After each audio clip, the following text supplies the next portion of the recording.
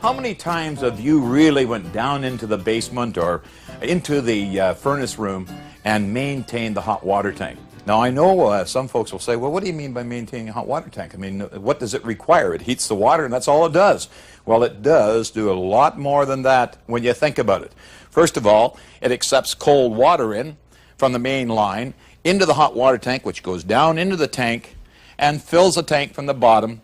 But down in the bottom is the heater. And this happens to be a gas-fired hot water tank. So therefore, that heater now, with the burner underneath it, makes the water hot up to the temperature that's required for the domestic usage. Now, with that cold water coming into the tank, there's a lot of residual that comes in. Could be sand, it could be silt, it could be from flushing out the water lines in the local community.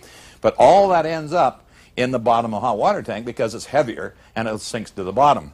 Now, hot water tanks do require maintenance beyond that of just inside. Here is where you maintain the hot water tank. And that's a valve, which is a faucet, that will accept the same thread as your outside lawn hose. So I'm going to go out and get the lawn hose now, and we'll adapt it on there, and I'll show you exactly what I mean. Now, I've got my garden hose here, and I'm going to use the Quick Connect.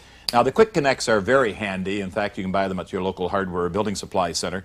But they just snap in, and we're ready to go. Now, I'd take the Quick Connect, and I'm going to put it on the valve. Tighten it, and snap on the garden hose.